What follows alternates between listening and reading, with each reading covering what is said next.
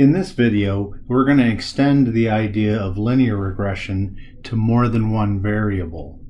So for that, if you remember, the linear regression equation looks something like this. It looked like y hat equals mx plus b.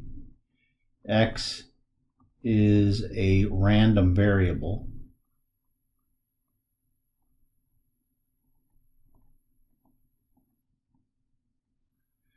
And X is also called the independent variable.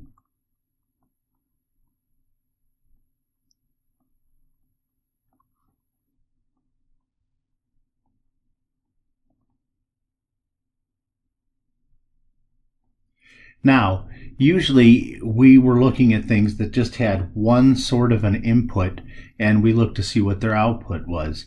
We can extend this to more than one possible input or more than one possible random variable. The way what we're going to set up here is that suppose y depends on more than one independent variable.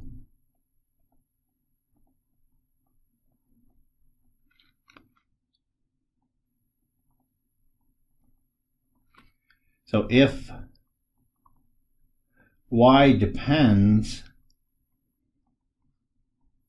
on, let's say we have x1, x2, x3, and it goes on to some unknown number x sub k. Then if we have an equation like this,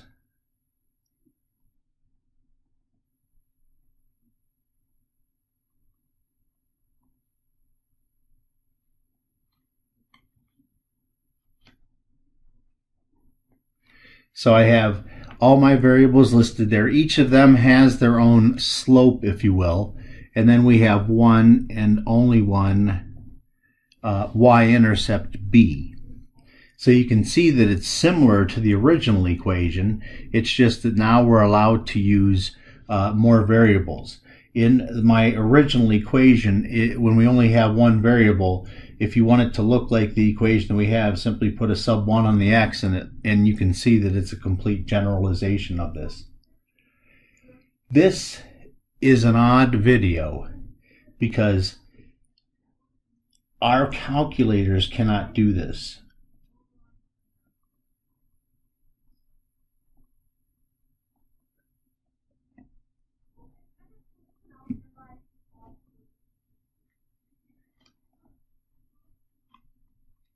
At least not right out of the box. I looked at a method, but it's way too complicated to try to introduce it into this class. So instead, what I'm going to do is pull out some examples straight from the textbook and show you how we're going to work them.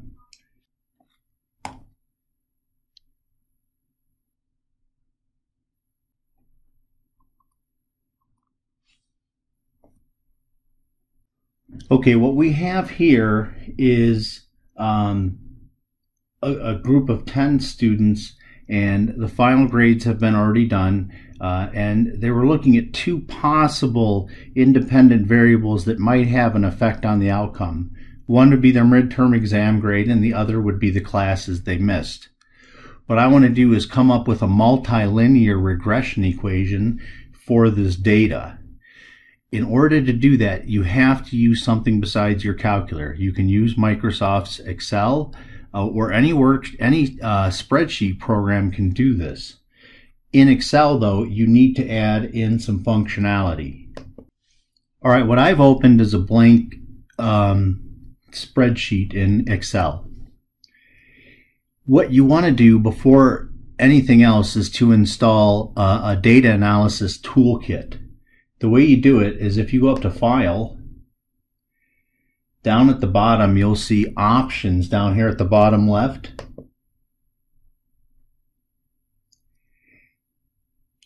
and then go to add-ins. See, it's near the bottom on the left over here.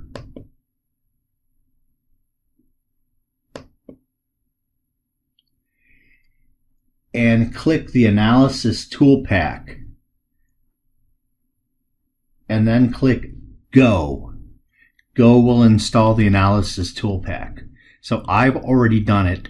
I'm going to show you how it works. I'm going to switch back and forth between Excel and my data. So let me pop back to the data and see what all we have. I have a column that's listed as Y. That's obviously the dependent variable. And then I have columns for X1 and X2. So when I go to my Excel, you can be as wordy as you want, but for me, I'm just going to call the first column Y, the next column X1, and the column after that X2. And now I'm simply going to enter the data. So for this, let me make my Excel spreadsheet a little smaller and make it so I can see everything at once. Now I'll type in all of the data.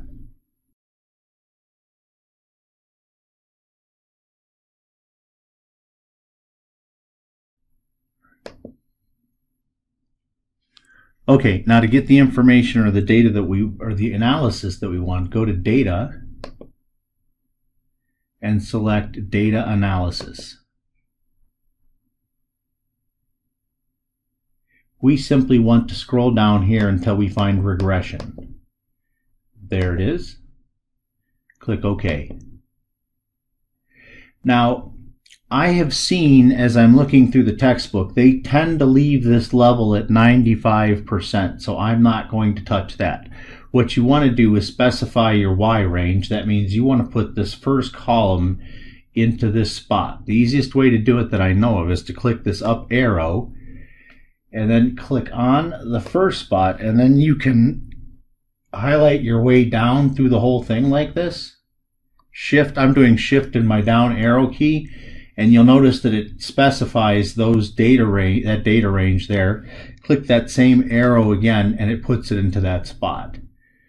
For the X range, click this and now start here. I'm going to hold down my Shift key and use my arrow key to encapsulate both columns like so. So I let off my Shift key and my arrow key, and notice that it starts at B2 and ends at C11. Enter.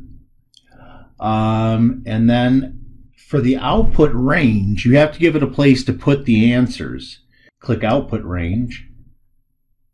Click this arrow. And I'll give it some amount of space for it to have. So just specify some chunk of area in Excel. It doesn't really matter as long as it's big. Hit the down arrow key again. And everything we need is in there, and we click OK. Now, when I made my size for my data to fit, I went really far, probably to the right and down.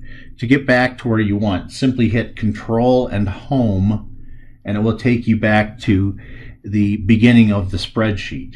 But what we want, look at this stuff down here, is right over here. Let me take a picture of this. I just noticed something before I do this. Let me see. Aha, they were covering up the variables 1 and 2. Let me take a new picture.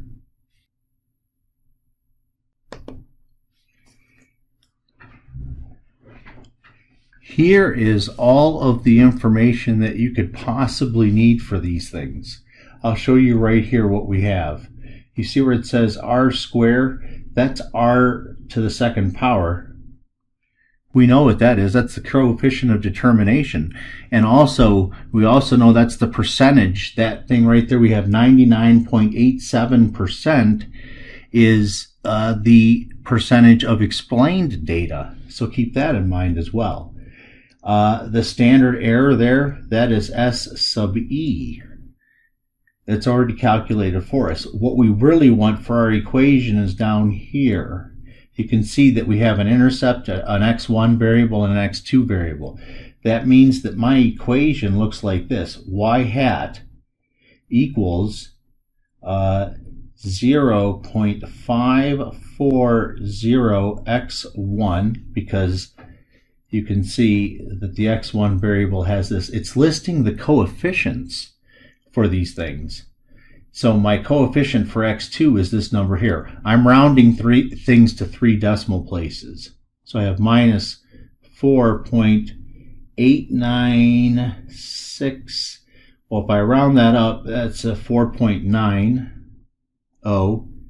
x2, and then my intercept, the y-intercept, is 46.385. And that's the thing that I'm going to work with now. And so we're going to do some questions that involve working with this particular equation.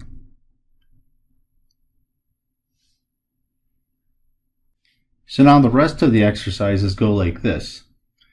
A student, look at situation number 1. A student has a midterm exam score of 89, that was x1, and missed 1 class, that was x2.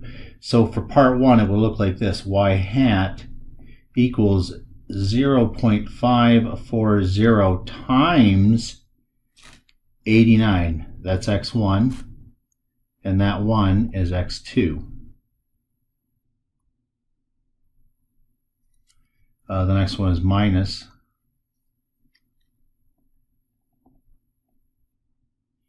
This one was times 1, and then finally plus 46.385. I suddenly realized a mistake that I made here to 3 decimal places. This is 897. So let me change this to 4.897. And then to do this, all you have to do is go into your calculator, and let's just enter it in just as you see it. So you got 0.540 times 89 minus 4.897 times 1 plus 46.385, and hit enter, and it will tell you that we have 89.548. Now, seeing as all the data that we have are whole numbers, it's unlikely that this instructor would give such a grade, so instead we convert this to 90. We simply round. Let's do the second one. Here we have an x1 of 78 and an x2 of 3. So our y hat looks like 0.540 times 78. I keep wanting to do plus, but it's minus. Minus 4.897 times 3 plus 46.385. And let me go ahead and use the calculator for that. You know, what you can do also is you can go, to save yourself some time, if I hit second and enter, it will bring up my last entry. Then I can just use my back arrow keys to go and overwrite the stuff that I had before instead of rewriting it again. So instead of that 89, I can just change it to a 78. It will overwrite it. And over where I had times 1 before, I can change that to a 3. The other part was the same, so I can just hit enter. So I get 73.814. And you're going to have to round to the nearest whole number. This is 74. And then just to complete it, I will finish off number 3. So let me once again, second, enter, that'll pull up your last entry, and now arrow your way over. This time the student missed 2 classes, so I'll change that to a 2. And then as I'm going over, then they have a score of an 83, so let me change the 78 to an 83. And it doesn't matter where you're at in the line, you can just hit enter and it will give you 81.411. I'll just put the answer. Well, no, I'll do y hat was equal to 0.540 times 83 minus 4.897 times 2 plus 46.385, and I got 81.411, and that will round to an 81. And that's it. That is the extent of the things that you need to do to complete this section. Have your machine, or have your Excel or whatever spreadsheet you have, create your equation for you, and from that you can get everything that you need. You can do this kind of stuff, this kind of analysis if you want, and you can also check the S sub E, R squared, even R is listed there. So everything you could possibly need for this is all there.